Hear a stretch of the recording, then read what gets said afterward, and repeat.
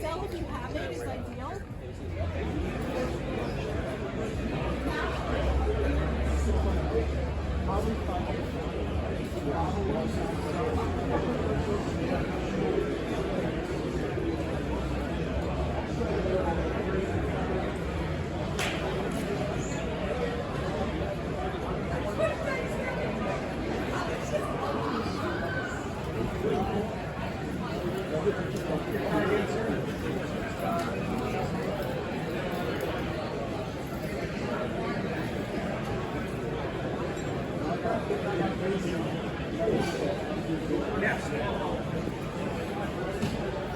Yeah. Did you send your picture of it all? I did. You said, okay. Yeah.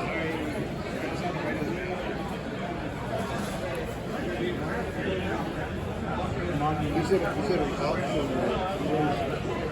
if it's home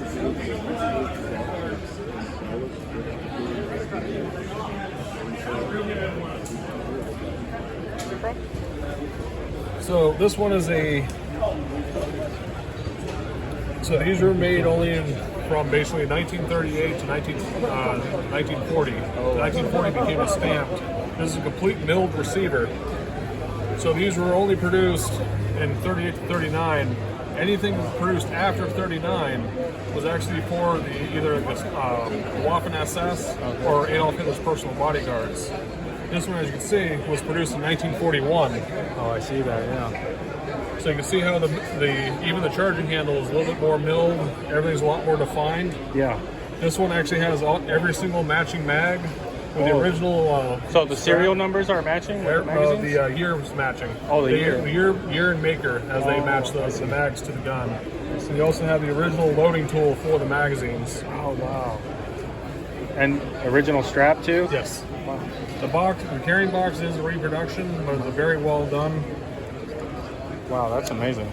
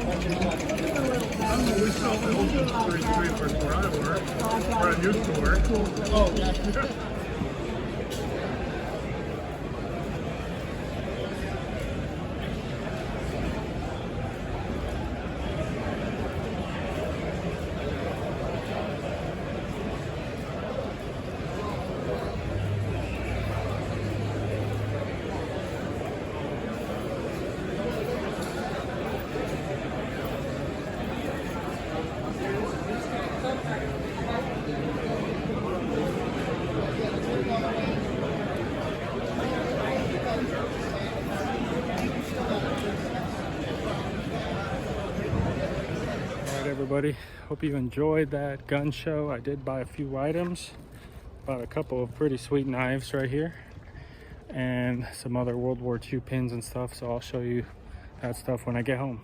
All right, everybody, I made it back from the gun show, and as you can see, I made a few purchases here that I want to share with you guys and learn a little bit about. So first, got 2 knives here and some Insignia. Let's start off with this huge looking bolo machete. So this was my first purchase at the military show, and the guy who I bought it from didn't really know much about it. I didn't pay much for it, but I saw it as an opportunity to really learn some more about history. Basically, I love researching things. And I immediately took this to somebody I know at the gun show, and he's like an expert in old knives. And he said this is most likely an old Mexican tourist machete from the state of Oaxaca. Either that or it could be like an old farmer's machete. And he said usually the nicer ones are engraved like this one. It does have another engraving on the other side that I can't, some sort of scenery I can't really make out. But yeah, it's not a military knife. It's not worth a whole lot of money. You know, somebody might want to pay 75 or 100 bucks just to hang this on their wall and be a good conversation piece. But it is a cool knife. It has an old Mexican phrase, like an old saying on here that I did a little research. It doesn't really make a lot of sense even to people who know Spanish. It doesn't really, and from Mexico, it doesn't make much sense. It might be like a really old way of talking, or like an old type of phrase that they're not really sure how to translate. But yeah, cool find, cool conversation piece. I'll probably try to sell this. Somebody will probably like this on their wall in their man cave. So let's move on to the next one. All right, so this was my second purchase, and this is possibly my favorite one.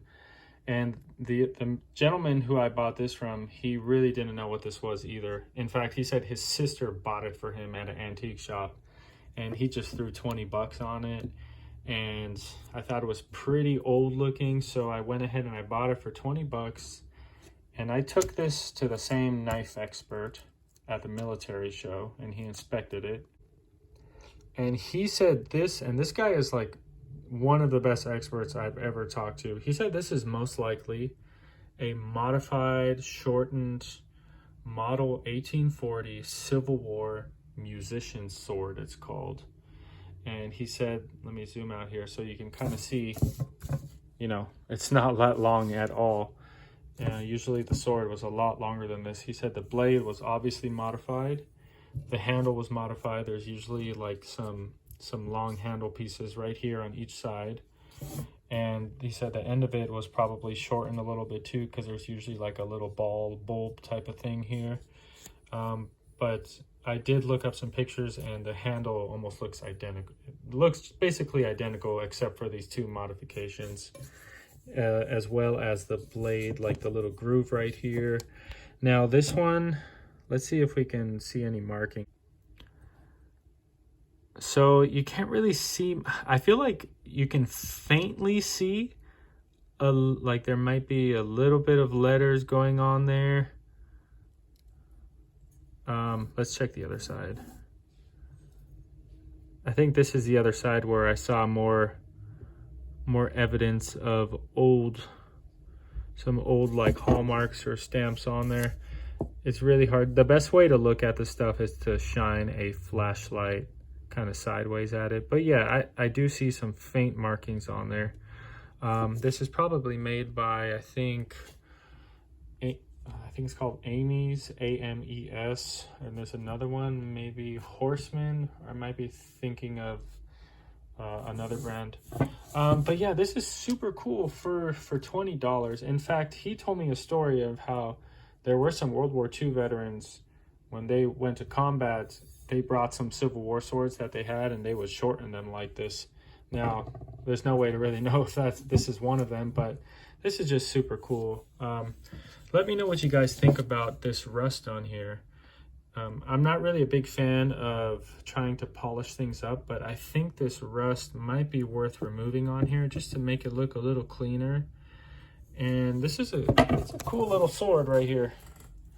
Nice little modification. I don't know when it was done. I'd like to think it was done during the Civil War. but it was probably done afterward. But for 20 bucks, you can't beat it for a Civil War dagger. All right, you guys, and my last purchase, I bought some Insignia and Sweetheart pins from World War I and World War II, and even earlier, the turn of the century. So these are kind of the cheaper ones right here. Let's take a look at these first. So the guy had a case full of these, and he was asking like $10 to $15 a piece on them. And I said, well, you know, what would you take to buy them all? And he counted them up, and I think we came like to the conclusion that each piece was like $3 or so. So it was a pretty good deal, and most of these are sterling silver, which definitely adds to the value. A lot of nice little insignia. I think that's artillery right there. You get a lot of Sweetheart stuff. Got some Air Force observer wings. I've seen this Navy E production pin, but I've never seen it with these little star tassels on the bottom. I thought that was pretty cool. You got some little like souvenir Fort Sweetheart pins right here. Fort Slocum, Fort Devens, Fort Belvoir, and a lot of other cool little Sweetheart pins. And these aren't worth a whole lot of money. I got them for about $2 or $3 each. These are probably worth anywhere from like, I would say maybe $8 to $20 a piece. Most of them are sterling silver, which adds to the value. But yeah, I paid $200 for all of these, and as well as these. So let's take a look at these. Okay, so you might be thinking why I paid $200 for a bunch of pretty common Sweetheart pins. And there was one thing in particular that really stood out to me that will probably pay for all of these. Here are some of the more like, I would consider the more little valuable ones. Right here you got 45th Infantry Division, little screwback sterling pin. You have this, probably not worth a lot, but it's made by Coro, which is nice. You have a World War I Army Expeditionary Forces enamel pin. I think this is pretty nice. That's probably a $15, $20 pin. Looks like a World War I Coast Artillery pin. Here is like a little Sweetheart World War I German cross. And then I really like this tank pin right here. You see the little man on the top, and this is gold plated over sterling. Selective service. This is probably World War I or World War II. You got an Air Corps Sweetheart pin. And then I really like this patriotic pin. This is probably from the First World War. Pretty good condition, nice enamel on there. But these are the three that really stood out to me. So first up is this. It looks like an old fob.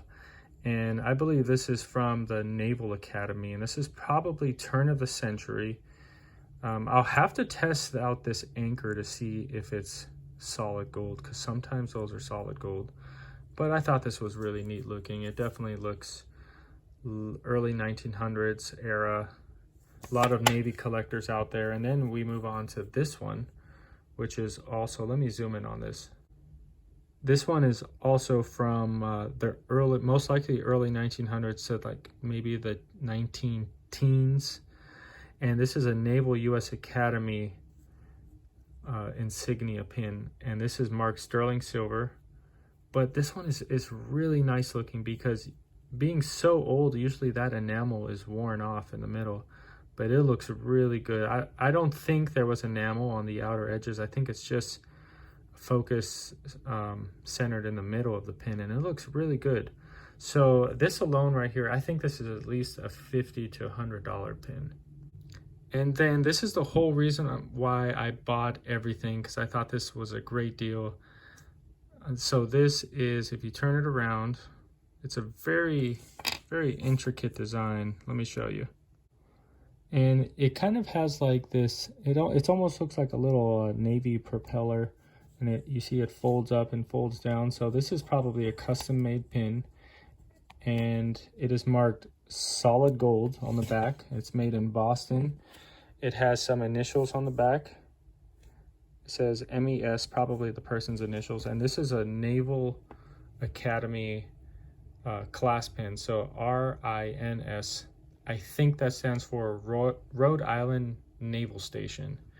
And like during the turn of the century, a lot of cadets would train there. And I think the 05 means 1905. So this is a really collectible gold pin. It's not too big. As you can see, it's like as big as my thumbnail, but it's probably 14 karat gold. It was really easy to miss. I guess the guy didn't notice that it was solid gold. I do think this is like a $200 pin right here, because there's a lot of collectors out there who'd like to have the old Navy stuff, and this is something I'm really glad I picked out. You know, I probably should have just bought this and maybe these two others. It probably would have been more financially sound, but he gave me a good deal on everything, so I thought, why not? I like searching through this stuff, so I'm pretty happy with this purchase. All right, everybody. Well, I hope you enjoyed the show. If there's anything that really stood out to you at the gun show or with the items that I purchased, please drop a comment down below so we can discuss about it. Feel free to like and please subscribe to the channel so it can continue to grow. I want to go to more gun shows like this. So thanks for watching, everybody, and I'll see you on the next video. Take care.